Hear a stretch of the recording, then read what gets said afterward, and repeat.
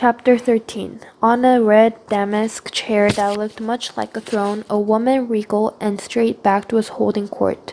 Her raven hair was swept up and held in place with the jet-black combs. A ruby choker circled her neck. A gown of black silk set off her pale skin and red lips. It was impossible to guess her age. No lines etched her face, but her eyes, as green as emeralds, were deeply wise. Glances were traded as Henry and Belle approached her. Whispers were exchanged behind painted face. Henry stepped a deep bow to the woman as he straightened. He said, "Madame Comtesse, allow me to present Mademoiselle Belle from Château de la Bête. Mademoiselle the Comtesse d'Esteres Desmours." "It is an honor to meet you, Madame Comtesse," Belle said, curtsying. She was eager to ask the Countess 1,000 questions, but felt it would be awkward to do so in front of so many curious onlookers. The Countess' shrewd eyes appraised Belle. "The honor is mine, Mademoiselle. I'm delighted you've joined us.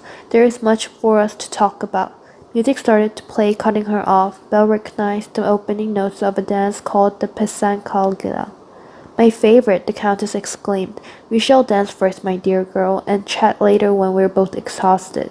As this one cue, a tall man, his chest festooned with medals, bowed to the Countess, then led her to the dance floor. Henry, following suit, offered Belle his hand, but Belle hesitated again, struck anew by a dizzying sense of unreality. Henry gave her an encouraging smile. "Haven't you always said that you want more than a provincial life? It's not every day you find yourself in an exciting story. Make something of it, Belle." On the dance floor, partners were lining up across each other, smiling and laughing. The color was high in their cheeks. The music grew louder and more insistent, and Belle, unable to resist it, impulsively joined in. The next few minutes sped by like a ride through the woods on the wild horse. The touch of the hands and reel of bodies, the stamp of heels on the floor, it was intoxicating.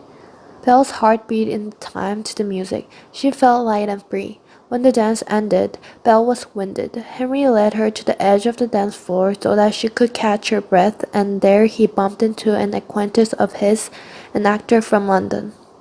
"Edward and his troupe are in Paris for a production of Hamlet," he explained after he introduced Edward to Belle. "Really?" Belle said, excited to meet such a distinguished person. "I would love to see it. Hamlet's one of the Shakespeare's best plays, I think. Better than Macbeth and Othello."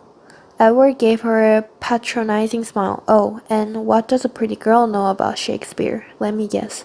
To be or not to be, that is the question," he drawled. Belle winced at the man's rudeness. She'd met his kind before. Venice had its share of self-important swaggers, and she'd learned how to deal with them. Smiling sweetly, she cleared her throat. "Who's there?" she intoned in as deep a voice as she could muster. Edward blinked at her. "I beg your pardon," he said. Belle cocked her head. "Surely you recognize the play's opening line, monsieur," she said challengingly. "Why don't you take the next one then? And then back and forth we'll go until one of us makes a mistake." Excitement rippled through the crowd. "A contest," whispered a woman. "A duel of words," thrilled another. "Don't be silly. I'm the trained Shakespearean, a therapist of a great renown." "You'll only embarrass yourself," said Edward scornfully. Henry's eyes twinkled with devilry. "Come, Belle," he said baitingly. "Monsieur Edward, it appears, is afraid of a dare." Edward snorted. "That's absurd," he said. Then he turned to the Belle. "When you lose and are crying in your handkerchief, Mademoiselle, don't say I didn't warn you." "I won't," Belle promised. Edward took a deep breath and blew it out again. He closed his eye, touched his finger to his temples, and in a booming voice said, "Nay, answer me, stand and unfold yourself." "Long life the king," Belle replied, grinning. "Bernardo, he. You come most carefully upon your hour. 'Tis now struck 12. Get thee to bed, Francisco," said Belle without missing a beat. Edward's smug expression melted away. An anxious one took its place. The words flew fast and furious between them, each as true as the marksman's shot. The crowd pressed in, marveling as Edward and Belle shifted from line to line. the character to character without so much as a stumble. Scene 1 gave way to Scene 2. Sweat beaded on Edward's forehead. Color rose in the Belle's cheek. Her grin broadened. Her heart thrilled to the competition. Hamlet was Pierre Robert's favorite play. How many dull, raining mornings and endless winter afternoons had the two of them spent reciting it? Sometimes Pierre Robert would take the part of Hamlet, brandishing an old broom as a sword. Other time he was a Gertrude with a dish rag on his head. Belle might be a Pelia one day, a Tierce next. She could recite the play in her sleep. Scene 2 shifted to Scene 3. Edward had just launched into Lettice's lecture on her conduct when he flubbed a line. Belle picked it up, finished the soliloquy, and chastised. As she rose, the crowd burst into the applause. That, monsieur, she said pertly, is what a pretty girl knows about Shakespeare. Edward gave her a stiff bow, gracefully concealing defeat, and turned on his heel. Henry was instantly at Belle's side. Well done, he said. Serves him right. The prompt is full, Henry Belle scolded. Sorry, but it does, and he is.